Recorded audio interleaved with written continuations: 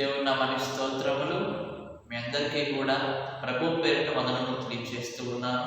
మన ప్రతి దినములాగానే దేవుడు ఈరోజు కూడా మనతో ఒక మంచి వాగ్దానాలు మాట్లాడబోతున్నాడండి. కాబట్టి విన్న వాక్యాలు మీరు అందరూ పంపించండి. మరి వాళ్ళు కూడా దేవుడిలో ఎదుగుతున్నటువంటి వాళ్ళుగా ఉంటూ ఉంటారు. కాబట్టి ఇవాళ దేవుని యొక్క వాగ్దానం మనం చూస్తే కనుక యోబు గ్రంథము 8వ అధ్యాయము 22వ వచనం మనం చదువుకుందాం. యోబు గ్రంథము 8వ అధ్యాయము 22వ వచనం మనం చూస్తే, అయితే ఇంకను ఆయన నీకు నోటి నిండా నవ్వు కలుగ చేయును, ప్రహర్షముతో నీ పెదవులు నింపును అంటున్నాడు. మంచి వాగ్దానం చూడండి. ఆయన నీకు నోటి నిండా నవ్వు కలుగ చేయనంటూ ఉన్నాడు. మనము అనేక సమస్యల్లో, అనేక బాధల్లో, వేదనలో ఉండి మనము మన నోటి నిండా ముఖంలో నవ్వును మనం కోల్పోతూ ఉంటాం. ఇబ్బందులు, కష్టాలు ఉంటే మనకి ఇంకా నవ్వు ఎలా వస్తుందండి? చాలా బాధపడుతూ ఉంటాము, కృంగిపోతూ ఉంటాము. మరి మనకు నవ్వు ఎలా వస్తుంది చెప్పండి? మనుషులైతే కనుక ఒకరినొకరు అవమానించుకోవటం, ఏమంటే తొక్కివేయటాలు చూస్తూ ఉంటారు. కానీ దేవుడు అలాంటి వాడు కాదు. దేవుడు ఎప్పుడు కూడా నీ యొక్క శరీరమును చూడడు, నీ యొక్క అందమును దేవుడు చూడడు, నీ హృదయాన్ని మాత్రమే చూస్తాడు. ఒకవేళ నీ హృదయం కనుక అది వ్యాధి కలిగినది, బాధ కలిగినది అనుకోండి, అటువంటి హృదయాన్ని దేవుడికి ఎంతో ఇష్టపడ్డాడు. ఎందుకు? అటువంటి హృదయాన్ని దేవుడు మార్చగల శక్తివంతుడు. ఎలాగైతే రోగులు స్వస్థపరిచాడో శారీరకమైనటువంటి స్వస్థతను దేవుడు ఇస్తాడు, మానసికంగా హృదయంలో చేయటటువంటి యుద్ధాలకి, హృదయంలో ఉన్నటువంటి బాధలకి, హృదయంలో ఉన్నటువంటి నొప్పులకి దేవుడు ఏం చేస్తూ ఉంటాడు?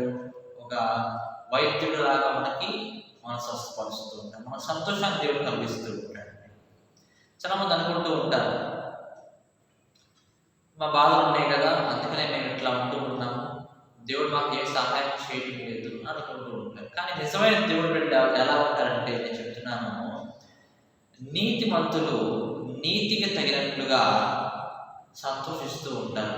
వాళ్ళు ఏ స్థితిలో ఉన్నా సరే, దేవుడు వారిని ఏ స్థితిలో ఉంచినా సరే, ప్రభువా మమ్మల్ని ఏ స్థితిలో ఉంచదో నీకు వందనాలు స్తోత్రం అని చెప్పి వాళ్ళు ఉన్న దాంట్లోనే తృప్తి పొంది సంతోషిస్తూ ఉంటారు.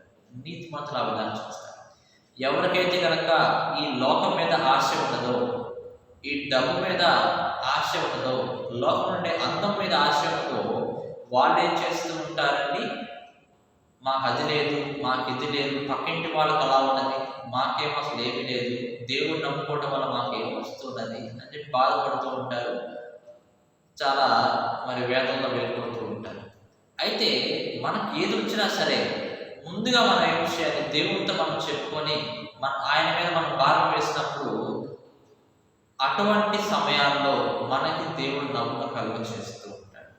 ఆ బాధల్లోంచి విడిపించి, ఆ సమస్యలోంచి, కష్టాల్లోంచి దేవుడు మనం విడిపించి మన నోటికి నవ్వును కలుగ చేస్తూ ఉంటాడు. చాలామంది కూడా మరి దాచుతూ ఉంటారు. లోపల బాగా బాధ పెట్టుకొని బయటకు మాత్రం నవ్వుతూ పడుతూ ఉంటారు. మనుషులకైతే కనుక నీ బాధలు తెలియకపోవచ్చేమో, కానీ దేవుడు తెలుసండి నీ బాధలు. మనుషులతో మనం చెప్పుకోలేము మన బాధని, వాళ్ళు చెప్పుకున్నా వాళ్ళు ఏం చేయలేరు. కానీ నీ బాధ అంతా నువ్వు దేవుడితో చెప్పుకో. నీ దగ్గర ఉండే వేదన అంతా కూడా దేవుడితో చెప్పుకో. దేవుడు ఎప్పుడు కూడా ఉత్తరడు. నా బిడ్డ బాధపడుతూ ఉన్నది, ఇంత బాధలో ఉన్నదా అని చెప్పి ఆయన చూస్తూ ఉంటాడే కానీ ఎప్పుడు కూడా నాకు వద్దు, వెళ్ళిపో, నీ హృదయం బాలేదు, నీకు అందం లేదు, నీకు శరీరం లేదు, బలం లేదు అని చెప్పి దేవుడు వెళ్ళిపోమంటాడా? లేదు. కాబట్టి దేవుడు ఏమంటున్నాడంటే కనుక, నీ భారం అంతా కూడా ఆయన మీద నువ్వు వేసినప్పుడు దేవుడి ముఖానికి నవ్వు కలుగ చేస్తాడు. అలాగే ప్రహర్షంతో నీ పెదవులను నింపుతాడు అన్నాడు. మంచి మాటలు, మంచి బోధ నీ హృదయాన్ని దేవుడు ఇస్తూ ఉంటాడు. కాబట్టి హృదయం అన్నిటికంటే కనుక చాలా ముఖ్యమైనటువంటిది. కాబట్టి మనం ఏదైతే హృదయంలో అర్పించుకుంటామో అది మన హృదయంలో ఉంటుంది. ఒకవేళ మన దేవుని యొక్క వాక్యాలు మన హృదయంలో ఉంచుకుంటే కనుక దేవుని యొక్క వాక్యాలు ఉంటాయి. అలాగే ఒకవేళ సాతాను మరి మనం ఆహ్వానించుకుంటే కనుక మన హృదయాల్లో సాతాను ఉంటూ ఉంటాడు. కాబట్టి నీ మీదే ఆధారపడి ఉన్నది ప్రయోజనం బిడ్డ. జాగ్రత్తగా ఆలోచించి నువ్వు ఉన్నతమైన దాన్ని, ఉత్తమమైన దాన్ని, నీతి అయినటువంటి దేవుని యొక్క వాక్యాన్ని ఎంచుకొని నీ హృదయంలో పెట్టుకో. నువ్వు ఎటువంటి కష్టం వచ్చినా సరే నవ్వుతానే ఉంటావు, కానీ ఇప్పుడు కూడా ఈ లోక సమస్యను చూసి ఎప్పుడు కూడా బాధపడవు.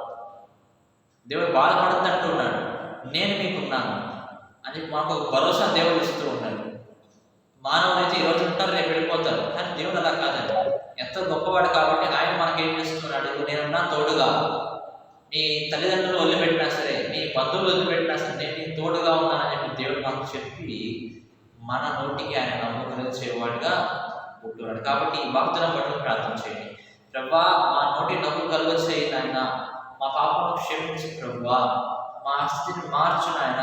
మనం ఎప్పుడైతే దేవుడి మీద భారం వేసి అడుగుతామో ఆయన మన జీవితాన్ని మార్చేవాడుగా ఉంటున్నాడని చెప్పి దేవుడు ఈ వాగ్దానంతో సెలవిస్తున్నాడు. దేవుడి వాగ్దానం దీవించి ఆశీర్వదించిన దాకా ఆమేన్.